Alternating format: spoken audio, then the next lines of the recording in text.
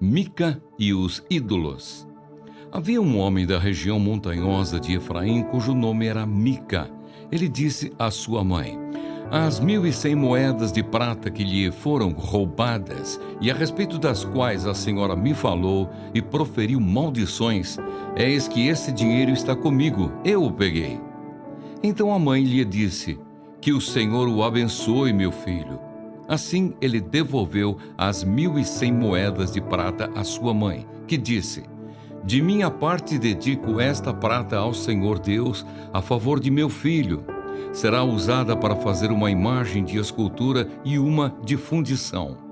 Por isso, agora eu devolvo esta prata a você. Porém, o filho devolveu a prata à sua mãe, que pegou 200 moedas de prata e as deu a um ourives, o qual fez delas uma imagem de escultura e uma de fundição. E a imagem ficou na casa de Mica. E assim este homem, Mica, veio a ter um santuário. Fez uma estola sacerdotal, alguns ídolos do lar e consagrou um de seus filhos para ser o sacerdote. Naqueles dias não havia rei em Israel. Cada um fazia o que achava mais certo. O levita na casa de Mica. Havia um jovem de Belém de Judá, da tribo de Judá, que era levita e estrangeiro naquele lugar. Esse homem partiu da cidade de Belém de Judá em busca de outro lugar para morar. E assim, seguindo o seu caminho, chegou à região montanhosa de Efraim, até a casa de Mica. E Mica lhe perguntou: de onde você vem? Ele respondeu: sou levita de Belém de Judá e estou procurando um lugar para morar. Então Mica disse: fique comigo como meu conselheiro e sacerdote. Eu lhe darei 10 moedas de prata por ano, a roupa e o sustento. O levita entrou e consentiu em ficar com aquele homem. E o jovem era para ele como um de seus filhos.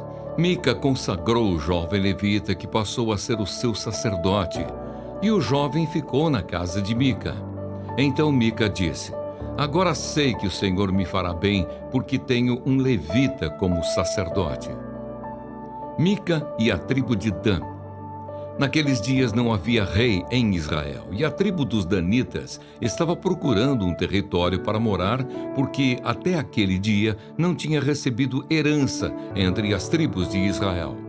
Então os filhos de Dan enviaram 5 homens dentre todas as famílias da sua tribo, homens valentes, de Zorá e de Estaol, para espiar e explorar a terra.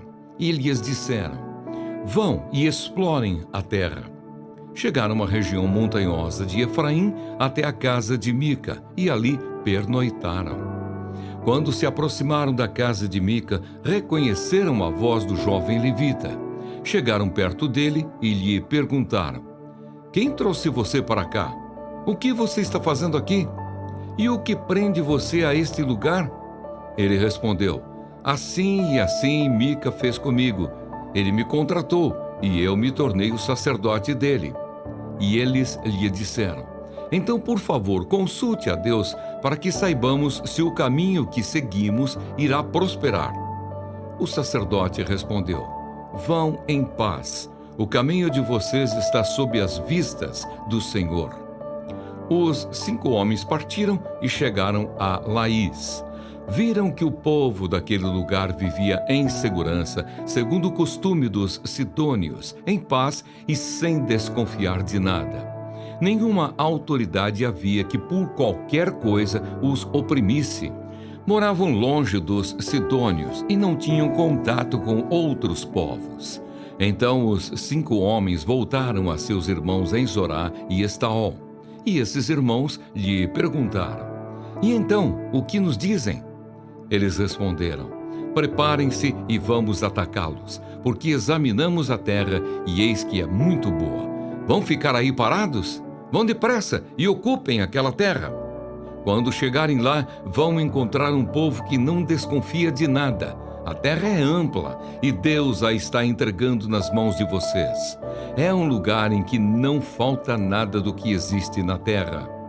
Então partiram dali, do meio da tribo dos Danitas, de Zorá e de Estaol, 600 homens armados, com as suas armas de guerra. Subiram e acamparam em Kiriat Jearim, em Judá. Por isso aquele lugar é chamado de Maanedã até o dia de hoje. Fica a oeste de Kiriat Jearim. Dali foram para a região montanhosa de Efraim e chegaram à casa de Mica. Os 5 homens que foram espiar a terra de Laís disseram aos seus irmãos: vocês sabiam que numa daquelas casas há uma estola sacerdotal, alguns ídolos do lar, uma imagem de escultura e uma de fundição? Decidam, pois, o que vão fazer. Então foram para lá e chegaram à casa do jovem levita, que era a casa de Mica, e o saudaram. Os 600 homens da tribo de Dan, armados com as suas armas de guerra, ficaram à entrada do portão.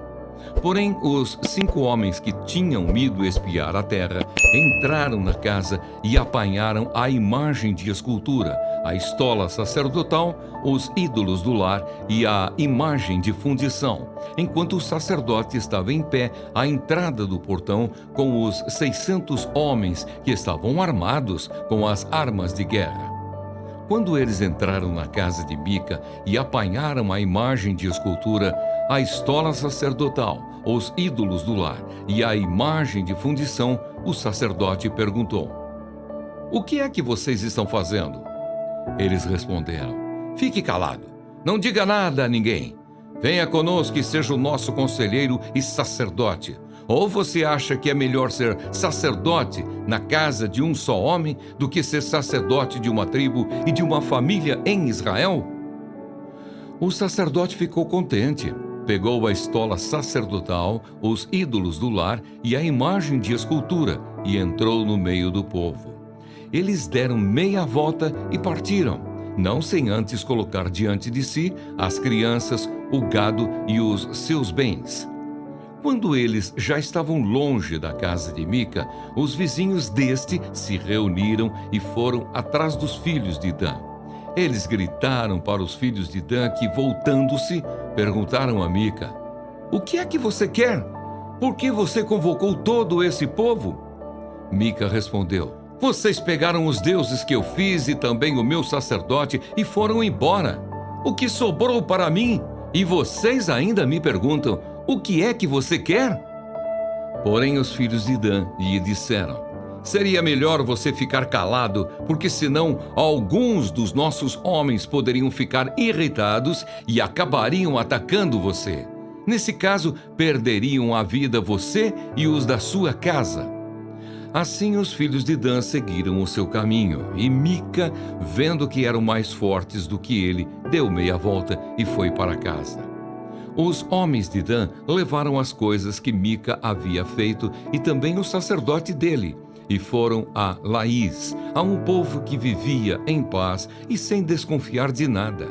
Mataram os moradores a fio de espada e queimaram a cidade. Não houve ninguém que os livrasse, porque moravam longe de Sidom e não tinham contato com outros povos. A cidade ficava no vale junto a Bet-Reob. Os filhos de Dan reedificaram a cidade e passaram a morar nela. E lhe chamaram Dan, segundo o nome de Dan, seu pai, que era filho de Israel. Porém, no passado, o nome dessa cidade era Laís. Os filhos de Dan levantaram para si aquela imagem de escultura, e Jonatas, filho de Gerson e neto de Moisés, ele e seus filhos foram sacerdotes da tribo dos Danitas até o dia do cativeiro do povo. Assim, pois, a imagem de escultura feita por Mica ficou entre eles durante todo o tempo em que a casa de Deus esteve em Siló.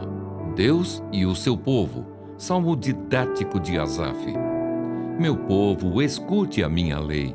Dê ouvidos às palavras da minha boca. Abrirei os meus lábios para proferir parábolas e publicarei enigmas dos tempos antigos. O que ouvimos e aprendemos, o que os nossos pais nos contaram, não o encobriremos a seus filhos. Contaremos à geração vindoura os louvores do Senhor e o seu poder e as maravilhas que fez. Ele estabeleceu um testemunho em Jacó e instituiu uma lei em Israel e ordenou aos nossos pais que os transmitissem a seus filhos, a fim de que a nova geração os conhecesse e os filhos que ainda hão de nascer se levantassem e, por sua vez, os contassem aos seus descendentes, para que pusessem a sua confiança em Deus e não se esquecessem dos feitos de Deus, mas lhe observassem os mandamentos, e que não fossem como seus pais, geração obstinada e rebelde, geração de coração inconstante e cujo espírito não foi fiel a Deus.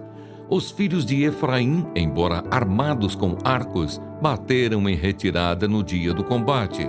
Não guardaram a aliança de Deus, não quiseram andar na sua lei. Esqueceram-se das suas obras e das maravilhas que lhes havia mostrado. Deus fez prodígios na presença de seus pais, na terra do Egito, no campo de Zoã. Dividiu o mar e os fez passar por ele. Fez parar as águas como um montão. Durante o dia, os guiou com uma nuvem e de noite com um clarão de fogo. No deserto fendeu rochas e lhes deu de beber abundantemente como de abismos. Da pedra fez brotar torrentes, fez manar água como rios.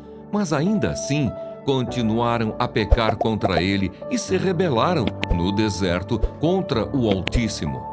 Tentaram a Deus no seu coração, pedindo alimento que lhes fosse do gosto. Falaram contra Deus, dizendo: será que Deus pode preparar-nos uma mesa no deserto?